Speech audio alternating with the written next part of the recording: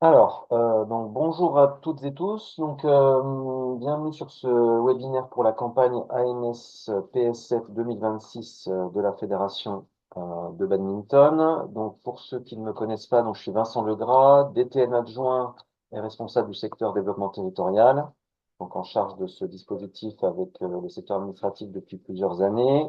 Donc, j'ai à mes côtés Émilie Coconnier, directrice administrative de la Fédération, et Taril Lejma, notre nouveau chargé de développement au sein du secteur développement territorial, qui nous rejoint dans le traitement de cette campagne ANS-PSF.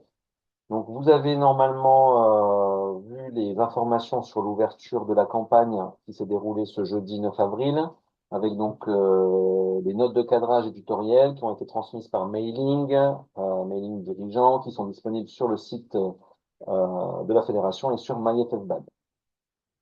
Donc, je vous propose de démarrer. Donc, comme je le répète, le micro est coupé pour tout le monde. Vous pouvez poser vos questions dans le chat. Et nous allons dérouler la présentation avec deux espaces balisés pour les questions-réponses. On va vous présenter un petit retour chiffré de la campagne 2025 et l'enveloppe pour 2026, le cadre de la campagne 2026, donc qui est sur une grande continuité de 2025, les notions de recevabilité de dossier, la notion d'évaluation et toutes les actions éligibles pour 2026. Donc, certains d'entre vous connaissent ce système, ça fera globalement un rappel. Et pour les nouveaux, c'est l'occasion de bien comprendre le dispositif de subvention ANS-PSF. Donc, au niveau des chiffres, c'est une petite infographie de la campagne de l'année dernière. Donc, ce qu'il faut retenir, c'est que nous avions donc 1 169 000 € au total. Donc ça, c'est alloué par l'État, qui nous délègue la gestion de cette enveloppe. Et dont, dans ces 1 169 000 €, il y en a 50% qui sont dédiés au club. Les 50% restants étant dédiés aux organes déconcentrés, ligues et comités départementaux. Et au sein de ces 1 169 000 €, il y a une enveloppe sanctuarisée pour les territoires ultramarins de 77 000 €. Donc, comme vous pouvez le voir, on a plus de demandes que de fonds disponibles. Donc, 3 000 un peu plus de 3 millions de subventions demandées pour 1 169 000 € de disponibles. Donc, 403 dossiers déposés et 1023 qui comportent en tout 1023 actions déposées. Donc, vous avez les statistiques. Ça a permis à 245 clubs, 67 comités et 16 ligues de bénéficier des fonds de l'ANS-PSF. Au niveau de 2026, donc nous avons reçu la notification de l'agence. Nous avons exactement la même enveloppe. Donc, il n'y a pas de baisse, il n'y a pas de hausse. Nous avons le même montant, 1 169 000 €, dont 77 000 € sanctuarisés pour les territoires ultramarins.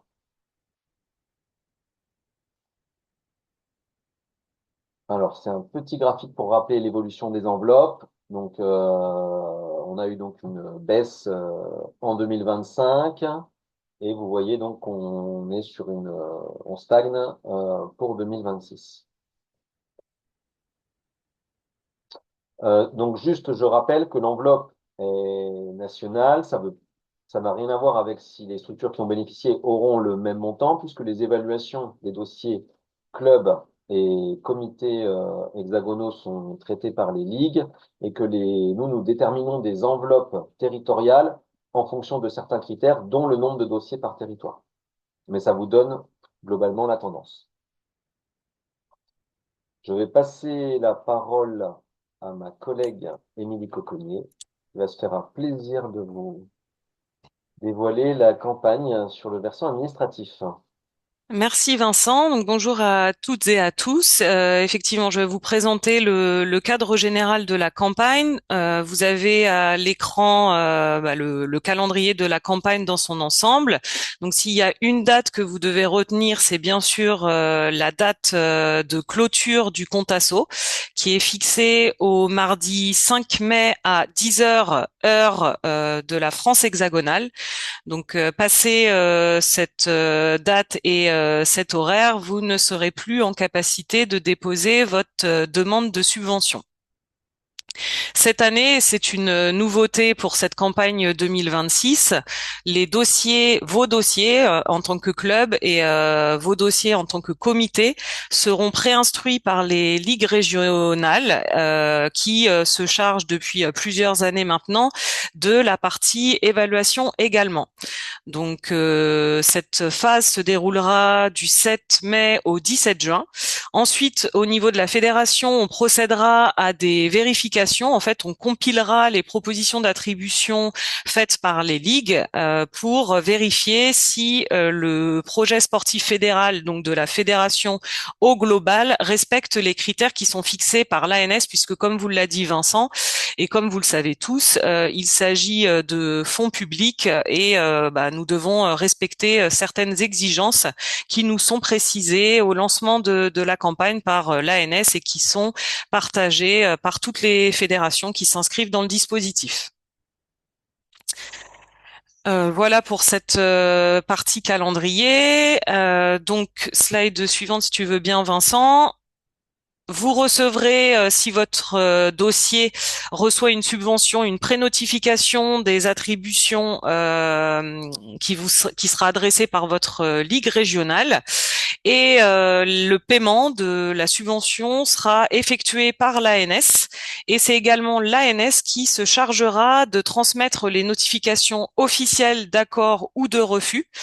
Cette transmission se fait de façon dématérialisée, ce qui signifie que la notification sera à disposition sur le compte ASSO. L'ANS procède ainsi depuis 2024 maintenant. Alors, toujours, on va vous marteler la date de clôture du compte ASSO au mardi 5 mai, 10 heures. Je vous ai mis juste une capture d'écran ici pour bien vous interpeller sur la nécessité de déposer un seul dossier pour votre structure et non pas un dossier par action. Donc toutes les actions de votre dossier doivent être dans un seul et même dossier. Et il vous suffit pour cela, à l'étape 4, description des projets, après avoir saisi votre premier projet, donc votre première action, vous devez cliquer sur le petit plus qui est à l'écran et ainsi de suite dérouler jusqu'à ce que vous ayez complété l'ensemble de votre dossier. Alors, un point très important pour les clubs, les sections des clubs omnisports, donc FFCO ou FSASPTT, c'est la structure mère qui dépose le dossier. Donc, vous, en tant que section, vous devez absolument interpeller votre structure mère quant à la date de fermeture du compte ASSO. Donc voilà, ça s'applique pour toute structure, tout club, tout comité de badminton, ainsi que les sections omnisports des clubs omnisports. Les sections badminton, pardon, des clubs omnisports. Donc, comme chaque année, en matière d'accompagnement, la fédération met à votre disposition une note de cadrage et un tutoriel, donc propre à chaque type de structure. Vous avez ces outils à disposition sur MyFFBAD ou encore sur le site fédéral. On vous a remis le lien ici. Vous avez d'ailleurs reçu un mailing en tant que dirigeant avec toutes les informations de cadrage de la campagne. Vous avez également à votre disposition un guide qui est élaboré par l'ANS qui s'appelle Faire une demande PSF, donc qui suit au pas à pas la phase de constitution, de dépôt du dossier sur le compte ASSO. Et surtout, et c'est vraiment quelque chose qu'on va vous marteler à plusieurs reprises, vous êtes très fortement incité à contacter le référent ANSPSF de votre ligue ou de votre comité. C'est vraiment l'acteur de proximité qui sera en capacité de vous renseigner pour que votre dossier respecte les critères d'éligibilité et pour qu'il ait le plus de chances possibles de se voir attribuer une subvention. Vous avez les contacts de ces référents au niveau des ligues en annexe 4 du tutoriel. Vous devez impérativement saisir le code subvention de votre région, en fait, pour que les ligues puissent préinstruire vos dossiers et les évaluer. Vos dossiers doivent être rattachés à un territoire. C'est la raison pour laquelle ce code subvention est impératif. Pour les ligues, donc c'est très spécifique, il faudra renseigner le code de subvention 958 de la fiche nationale et uniquement pour les ligues.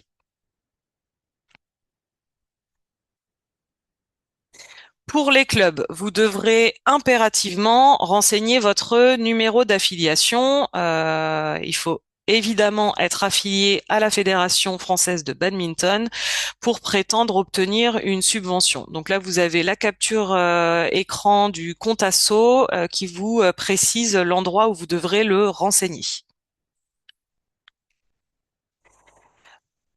Il y a un nombre d'actions limité à respecter. Pour les clubs, vous pouvez déposer jusqu'à 3 actions, je le répète, dans un seul et même dossier.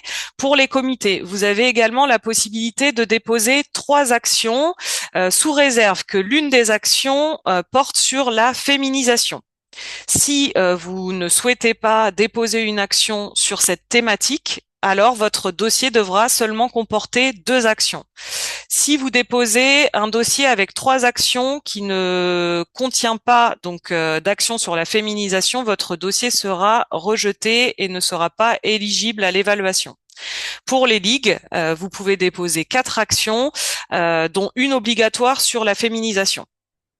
Et bien sûr, pour l'ensemble des structures qui déposent un dossier, qui ont été par ailleurs bénéficiaires d'une subvention en 2025, vous devez fournir le compte-rendu financier des actions donc subventionnées en 2025, sachant que c'est bien un compte-rendu financier par action subventionnée en 2025.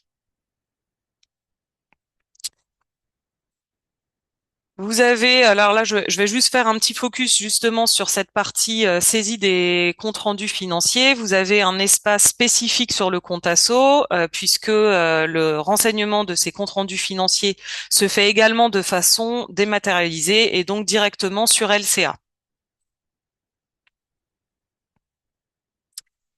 Donc il y a en fait 2 étapes. La première étape consiste à renseigner votre compte-rendu financier par action sur le compte asso. Et ensuite, si vous procédez à une demande de subvention et donc au dépôt d'un dossier pour la campagne 2026, vous devrez joindre le PDF de votre compte-rendu financier dans l'espace documents spécifiques au dossier. Dans le champ compte-rendu financier, vous avez les informations en page 3 du tutoriel.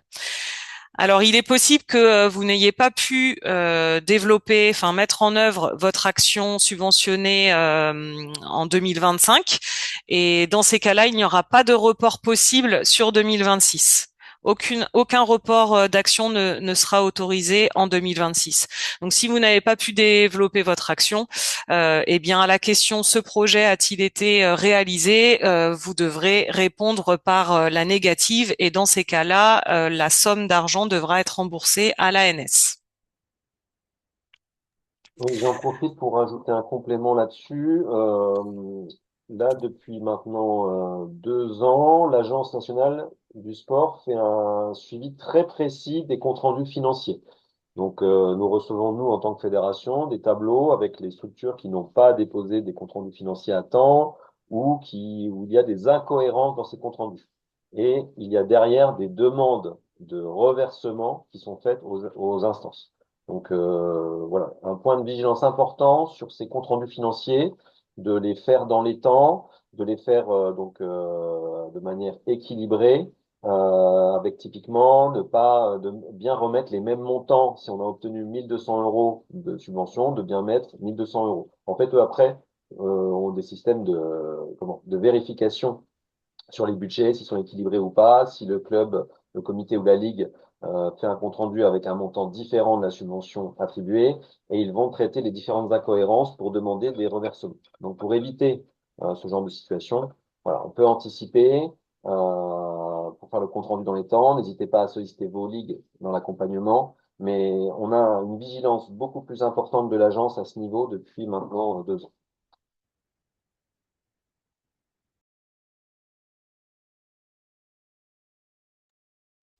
Je vais poursuivre avec la partie recevabilité des dossiers et les pièces justificatives obligatoires que vous devez joindre à votre dossier. Donc là, on est vraiment sur la même chose que qu'habituellement. Vous devez joindre le plus récent rapport d'activité approuvé.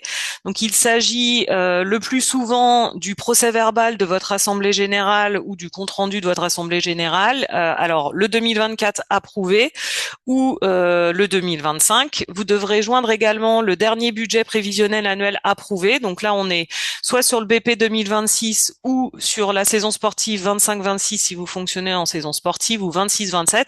Donc il faut forcément que l'année 2026 soit couverte. Vous pouvez joindre bien sûr le 26-27 même s'il n'a pas été voté. Vous devez également joindre les comptes annuels approuvés du dernier exercice clos. Donc on est soit sur les comptes 2024 approuvés, soit sur ceux de 2025. Le RIB de votre association, donc ça c'est particulièrement important parce que quand les RIB ne coïncident pas, ça peut engendrer des difficultés de paiement et des retards pour l'ensemble pour la finalisation de l'ensemble de la campagne. Vous devez également joindre le projet associatif 2026 ou pour l'Olympiade en cours, donc 2024-2028. Sachez que le projet associatif est particulièrement étudié par les évaluateurs des ligues et par la fédération. Donc c'est un point de vigilance qui est vraiment à retenir de votre côté.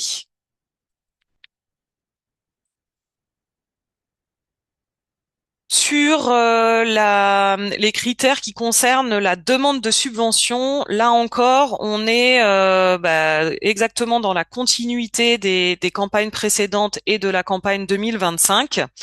Vous pouvez faire une demande de subvention minimale de 1500 euros. Donc là, il s'agit bien d'une demande de subvention par bénéficiaire, donc par dossier. Le total doit être au minimum de 1500 euros et ce seuil est abaissé à 1000 euros pour les territoires carencés, donc les zones de revitalisation rurale.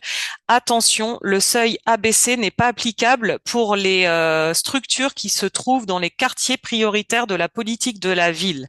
Quand vous êtes en QPV, la demande est forcément à 1500 euros par dossier minimum. Donc là, on est sur les minima par dossier. Il y a également des minima pour les actions. Donc une demande de subvention devra être au minimum de 750 euros par action. Et là encore, le seuil est abaissé à 500 euros par action pour les territoires carencés, donc ZRR. Ensuite, vous devez également faire une demande de subvention qui ne doit pas dépasser 50% du budget de l'action. Donc depuis que la FFBAD gère cette partie projet sportif fédéral, on est sur ce critère-là. On souhaite que vous complétiez par des cofinancements, qu'il y ait une recherche et que la subvention ne fasse pas la totalité du budget de l'action. Par ailleurs, votre budget de l'action doit être équilibré. Donc un budget équilibré signifie des charges et des produits à l'équilibre, pas de déficit, pas de bénéfice. Et d'ailleurs, vous avez une alerte sur le compte asso, un pop-up, il me semble, qui vous indique que votre budget n'est pas à l'équilibre si vous avez un déficit ou un bénéfice, donc à corriger bien évidemment. Encore une fois, je vous invite à échanger avec votre ligue et ou le référent de votre comité qui saura vous interpeller sur ces éléments qui relèvent des critères d'éligibilité du dossier avant même qu'il soit évalué. Vous devez avoir des actions qui débutent durant l'année civile 2026 puisqu'il s'agit bien de la campagne 2026 et se terminer impérativement avant le 30 juin 2027 puisque quand vous recevez une subvention sur une année donnée, en l'occurrence ici en 2026, les règles de toute subvention publique, c'est de justifier de l'utilisation de la subvention 6 mois après l'année en question. Donc vous devez justifier de cette subvention et donc envoyer le compte-rendu financier le 30 juin 2027 au plus tard. Alors, peut-être juste une précision, on aura peut-être les questions et on pourra y revenir. Étant donné qu'on met une limitation à 50% du budget de l'action au niveau de la subvention, bien sûr, votre budget sera au minimum de 3 000 euros pour un dossier dans un territoire qu'on appellera standard, et le budget pourra être réduit à 2 000 euros pour un dossier en ZRR. Sur la partie transmission du dossier, donc là aussi c'est très important. Alors déjà, vous avez la possibilité de télécharger le récapitulatif de votre demande. Alors là encore, c'est un outil qui est à votre disposition pour échanger avec votre ligue ou avec votre comité. Vous faites le PDF, vous l'envoyez à la ligue, qui vérifie les éléments administratifs, qui pourra également, et ça c'est Vincent qui va vous détailler tout ça, faire des remarques sur le contenu même de vos actions. Une fois que vous avez calé les différents éléments, que vous avez pris à tâche de la ligue ou du comité, vous pouvez transmettre définitivement votre dossier et donc cliquer sur confirmer la transmission de la demande. Tant que vous n'effectuez pas cette confirmation, le dossier n'est pas transmis. Et dites-vous que vous recevez systématiquement un email de confirmation. Si vous n'avez pas reçu l'email de confirmation, c'est que votre dossier ne nous a pas été transmis, n'est pas arrivé jusqu'à nous. Donc prenez un petit peu de marge, n'attendez pas, et ça c'est un conseil après de nombreuses années d'expérience, n'attendez pas le dernier moment. On n'est jamais à l'abri d'un problème technique. Évidemment, si c'est un problème technique qui relève du compte-asso, on se débrouillera et on trouvera une solution. En revanche, de votre côté, calez les éléments pour que il n'y ait pas de problème le jour J, donc le mardi 5 mai à 10 heures dernier délai. Au niveau de l'évaluation des dossiers, comme d'habitude, nous avons une grille d'évaluation interne, si tu peux changer Vincent, s'il te plaît, qui est commune à tous les dossiers. Donc il y a vraiment ce sont les ligues qui évaluent les dossiers. Donc il y a une gestion territoriale. Ceci étant dit, l'outil d'évaluation, étant donné que les règles, notes de cadrage et tutoriels sont communes à tous, évidemment que la grille d'évaluation est également commune à tous. Donc, dans cette grille d'évaluation, on a des critères pour évaluer la cohérence de l'action, les caractéristiques concrètes de l'action, mais également l'inscription territoriale de l'action. Vous allez avoir, en tant que club, en tant que comité, une cellule territoriale ANS qui va évaluer votre dossier. Alors, il faut savoir que le socle, la composition de cette cellule est commune, pareil, à toutes les ligues. Donc, on a à chaque fois un représentant de chaque échelon territorial et un représentant de la fédération. Bien sûr, le président de la ligue est invité de droit.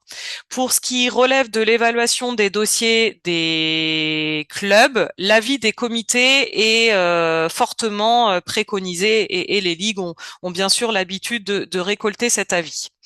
En bout de course, au niveau des clubs hexagonaux et des comités, on va avoir la cellule fédérale ANS PSF qui là va garantir l'indépendance des décisions ou encore les différents équilibres territoriaux, vérifier que la fédération au global répond bien aux orientations qui sont fixées par l'ANS.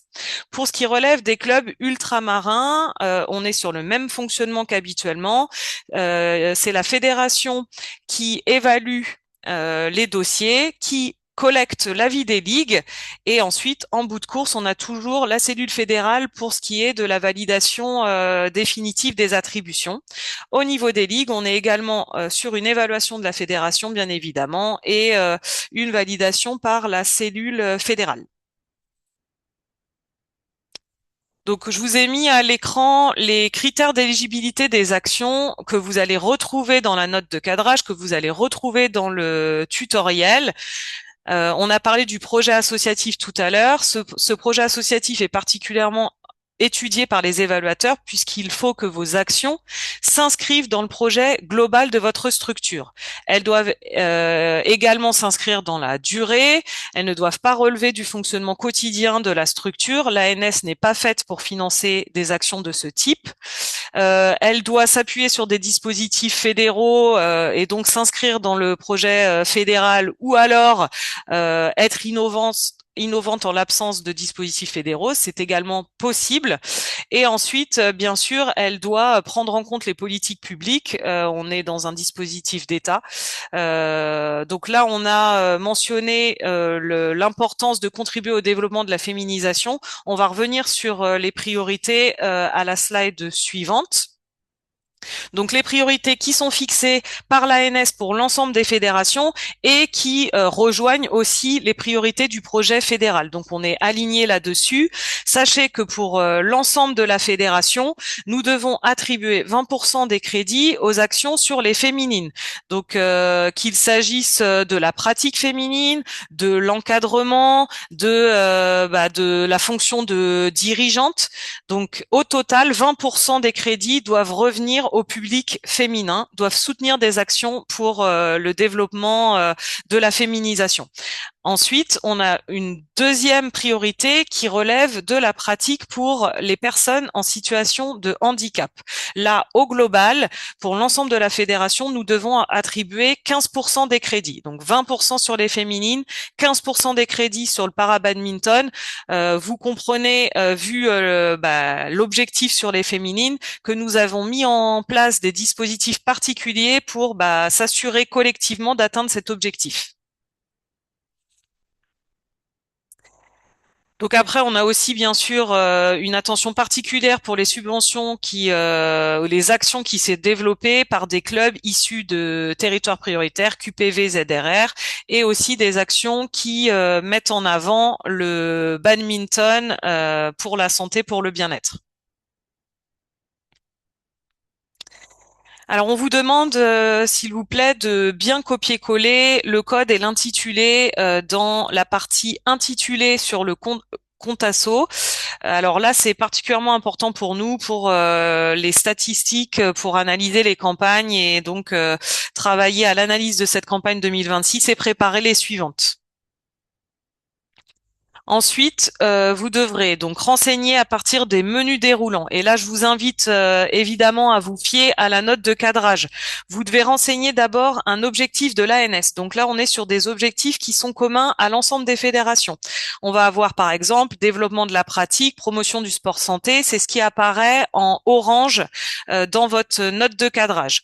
Ensuite, vous allez avoir une modalité FFBAD à sélectionner. Là encore, ça va être un menu déroulant. Les modalités FFBAD sont les parties qui apparaissent en bleu dans votre note de cadrage. Donc ça va être par exemple attirer de nouveaux licenciés, de nouvelles licenciés. Ça va être fidéliser les licenciés, ou ça peut être encore faire du badminton un levier de santé et de bien-être. Ensuite, vous devrez, et j'attire votre attention là-dessus, bien sélectionner les publics visés, donc les bénéficiaires. Si vous développez une action qui concerne la féminisation, vous devez impérativement dans le menu déroulant sélectionner féminin. Si vous développez, vous proposez une action qui s'adresse à un public en situation de handicap, vous devrez veiller à bien sélectionner dans type de validité, public en situation de handicap parasport. Alors, il faut savoir que l'ANS, au bout du bout, donc quand on aura finalisé notre PSF, en fait, fera une vérification purement statistique, analysera des données statistiques et sur la base d'une extraction Excel, sélectionnera donc toutes les actions qui ont bien renseigné féminin dans la partie genre pour donc les actions féminisation ou qui ont bien sélectionné public en situation de handicap dans la partie validité. D'où l'importance. C'est pas juste un menu déroulant. C'est important pour la validation de l'ensemble du travail fédéral, qui est un travail collectif sur le PSF. Et bien sûr, sélectionnez aussi votre type de territoire. Là encore, l'ANS alors vérifie très attentivement les seuils de subvention. Si vous faites un dossier à 1000 euros, l'ANS va vérifier que vous avez bien sélectionné ZRR dans type de territoire. Si vous faites un dossier à 1000 euros mais que vous avez renseigné QPV, votre dossier sera rejeté.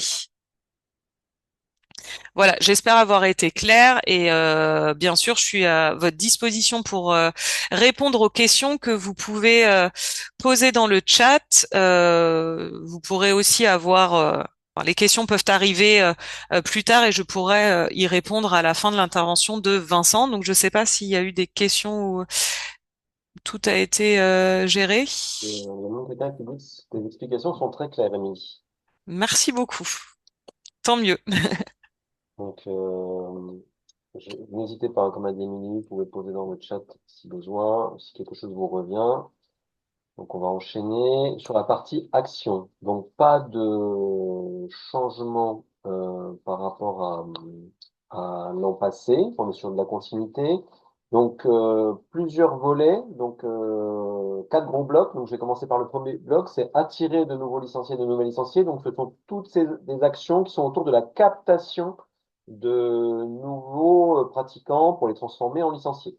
Donc, des actions à destination d'un public extérieur. Donc vous avez donc pour des actions sur le public jeune, donc qui peuvent notamment se dérouler en milieu scolaire ou périscolaire.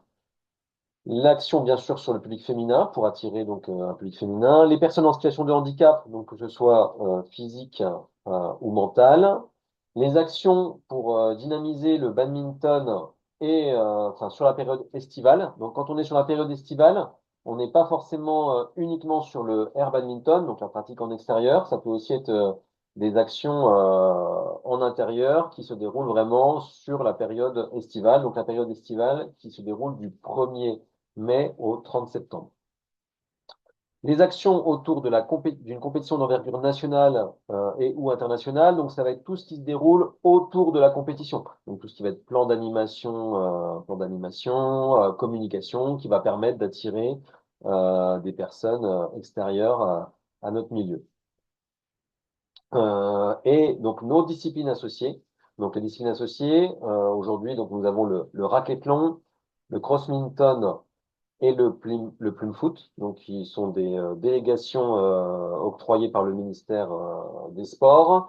Donc le petit changement par rapport à l'an passé, c'est qu'il y avait la notion de pickleball. Le pickleball ayant été attribué à la Fédération de tennis fin 2025 par le ministère, nous avons donc retiré le pickleball de la note de cadrage de la NSPSF. Donc, ces actions-là, donc les disciplines associées ne sont qu'à l'échelle d'un club. Donc, ce sont pour des clubs qui ont des sections ou qui cherchent à développer des sections. Vous avez vu que les actions pour les autres peuvent être à l'échelle d'un club, d'un comité ou d'un ligue. Donc, à l'échelle d'un club, forcément, on est en opérationnel direct. Dans le comité, on est dans l'impulsion, le soutien, la proximité. Et dans les actions de ligue, on est plutôt sur la stratégie, la structuration sur ces domaines-là. Le comité a une action supplémentaire sur le volet de la captation, c'est qu'il est éligible aux actions sur la création et à l'affiliation de nouveaux clubs. Donc, qui est sur principalement une prérogative de comité départemental. J'en profite, puisque je ferai un aparté, les territoires ultramarins, que ce soit le volet club, sont éligibles à l'ensemble des actions, donc club, plus le volet spécifique ultramarin, sur lequel je vais passer après, et les ligues ultramarines sont éligibles à l'ensemble des actions ligues, à l'ensemble des actions comités également, puisque les ligues ultramarines n'ont pas de comités départementaux, donc elles ont les prérogatives ligues et comités, ainsi que leurs actions spécifiques ultramarines. Les trois disciplines associées, je vois en live, c'est donc le racquethlon, le plume foot et le crossminton.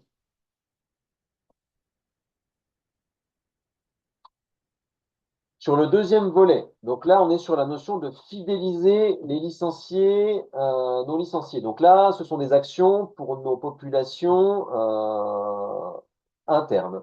Donc vous avez bien sûr la partie féminine, donc fidéliser nos pratiquantes, comme l'a dit Émilie, donc ça peut être des actions autour des pratiquantes, des compétitrices, des encadrantes, des officiers techniques, des dirigeantes.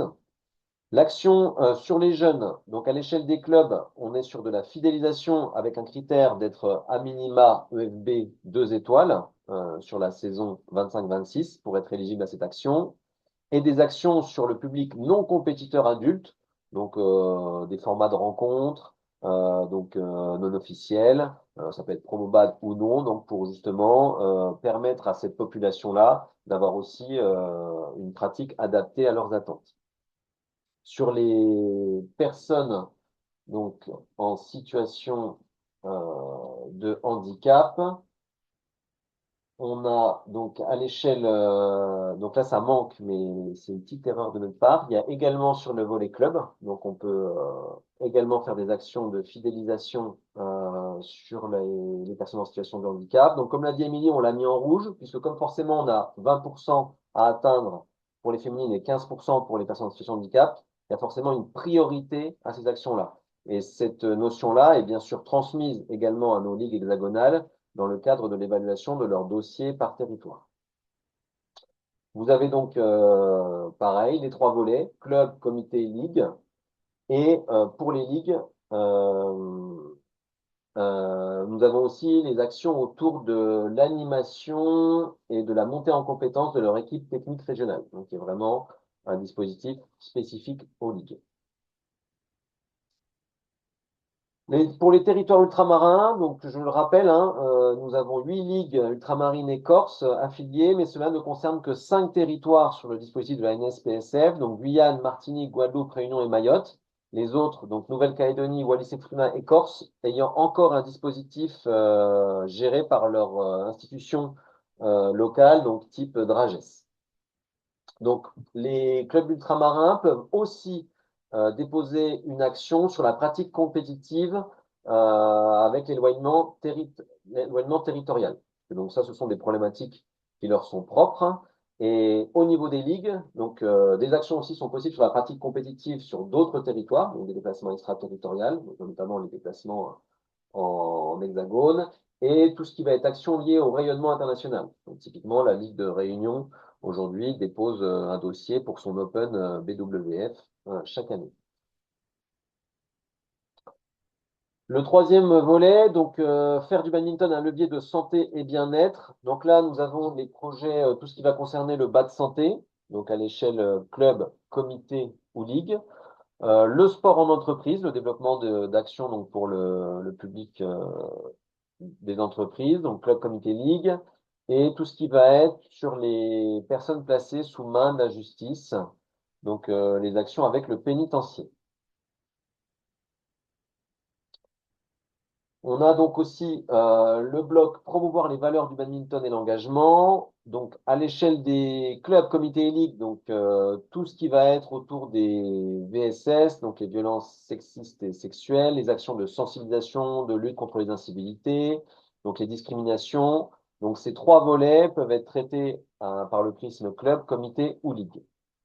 Sur la notion d'action qui favorise l'engagement de jeunes bénévoles dans l'associatif, elle n'est éligible qu'à l'échelle club, puisqu'on estime qu'un jeune donc, de moins de 18 ans va plutôt s'investir déjà à l'échelle d'un club avant de devenir dirigeant d'un comité ou d'une ligue. Et donc vous avez des actions également sur l'éco-responsabilité, donc à l'échelle du club et du comité pour le côté proximité.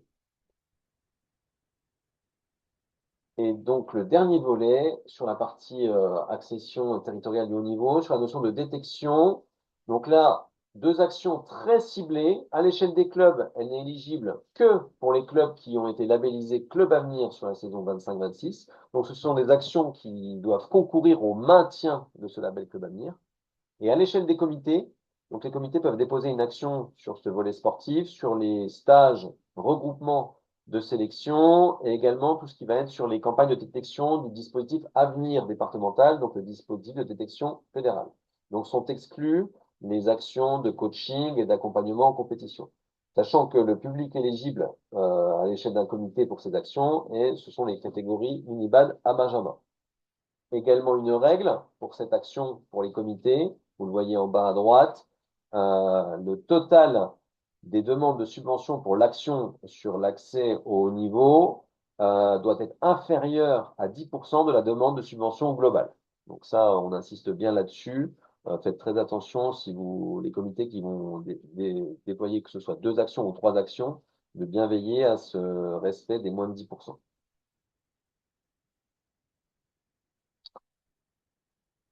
Avant de basculer là-dessus, je vois qu'il y a peut-être certaines questions. Je sais pas là, Émilie, si je vous avais répondu sur le. Alors, Alors, on a répondu à la majorité où on est en train de répondre. juste pour la réponse là, sur les disciplines associées, donc oui, Taril a rajouté le footbag. Le footbag, nous n'avons pas la délégation officielle aujourd'hui, mais nous accompagnons les clubs de football dans leur développement à ce jour. Euh, Il y a une question auquel on... Alors, si tu as terminé sur les actions, oui. une question qui a été posée, alors, qui concerne les comptes rendus financiers. Je la retrouve plus. Il nécessairement avoir déposé les CRF de la saison passée pour pouvoir déposer la demande de subvention de Voilà, cette c'est ça. saison. Alors, donc comme on vous l'a expliqué, vous avez jusqu'au 30 juin, normalement, donc 30 juin 2026, pour justifier de l'utilisation de votre subvention reçue en 2025.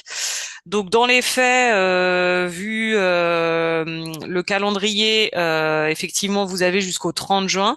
Si d'ailleurs, votre action est peut-être même pas, enfin, elle est peut-être même pas terminée. Donc voilà, vous pouvez faire le compte rendu financier de l'action et le déposer jusqu'au 30 juin. Mais si l'action est réalisée à ce jour, donc au moment où vous déposez, il faut joindre le compte rendu financier de cette action puisque votre dossier de demande de subvention 2026 sera analysé aussi en fonction de ce que vous avez pu mettre en place pour la subvention 2025 reçue. Oui, le compte-rendu financier. Sachez que c'est également une pièce qui est utilisée dans l'analyse des dossiers, donc de voir ce que l'instance a fait l'année précédente. Et ça me fait rebondir sur la question de Simon. Donc certaines actions peuvent être renouvelées d'une année sur l'autre, oui, bien sûr. Donc d'autant plus que si elle est renouvelée, voilà, le compte-rendu est fortement attendu. Il faut surtout veiller dans le renouvellement au chevauchement des dates, puisque forcément vous avez une action sur la campagne 2025 qui a pu se dérouler du 1er janvier 2025 au 30 juin 2026. Donc, si la nouvelle action, enfin, le renouvellement démarre au 1er janvier 2026 et que c'est la même action, vous vous rendez compte qu'il y a 6 mois de Chevauchement. chevauchement. Merci, Émilie. Et donc ça, du coup, c'est pas éligible parce que forcément, vous demandez une subvention pour quelque chose qui a déjà été octroyé. Et vous avez une petite case sur le compte asso que vous pouvez cocher s'il s'agit du renouvellement d'une action. Donc, si vous cochez cette case, ça va dupliquer certaines parties automatiquement. Donc, si vous n'êtes pas dans un renouvellement, il faudra bien veiller à mettre à jour les éléments. Alors, un petit rappel du coup sur ce qu'on a dit sur le calendrier et l'accompagnement. Donc, la campagne a été ouverte depuis le 9 avril, donc la semaine dernière. La date de clôture pour tout le monde, donc le mardi 5 mai à 10 heures. Attention, heure France hexagonale. Donc, un seul dossier par bénéficiaire, comme l'a dit Émilie, et dépôt sur le compte asso. Veillez bien à aller jusqu'au bout de la démarche en cliquant bien sur transmettre le dossier et à avoir cette confirmation par email. Donc pour l'accompagnement, vous avez donc la note de cadrage et surtout le tutoriel. Donc le tutoriel est très riche en informations. Vous avez des exemples d'actions, vous avez des outils et des indicateurs d'évaluation pour vous aider à rédiger vos actions. Et vous avez toute une annexe également avec les outils fédéraux, avec des liens cliquables, des différents guides, des différentes vidéos, des différents outils qui existent. Donc au-delà de l'ANS PSF, ça peut aussi vous faire un petit rappel des différents outils disponibles. Vous avez donc des référents dans vos ligues et au comité qui sont donc aussi là pour vous accompagner dans la construction de votre dossier. Donc, on vous les rappelle, et il vous l'a dit, ils sont disponibles, les coordonnées en annexe 4 du tutoriel. Donc, à l'échelle des ligues hexagonales, donc vous avez là les 12 référents, donc qui sont des professionnels salariés de ligue. Et donc, pour les 5 territoires ultramarins concernés par la campagne ANSPSF, vos interlocuteurs sont les présidents de ligue qui sont affichés sur l'écran.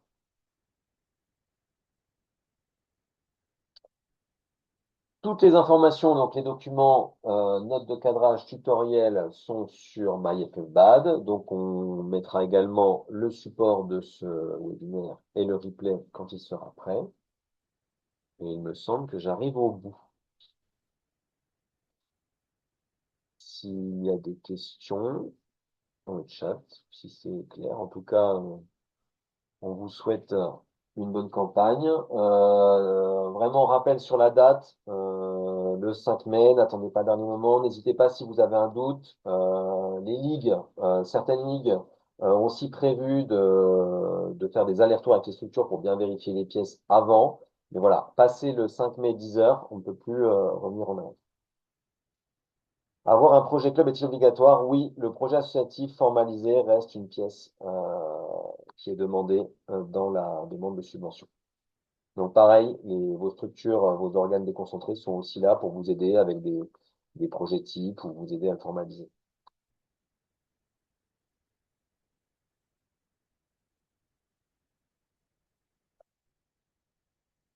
Eh bien, si c'est clair pour tout le monde, on vous souhaite une bonne campagne,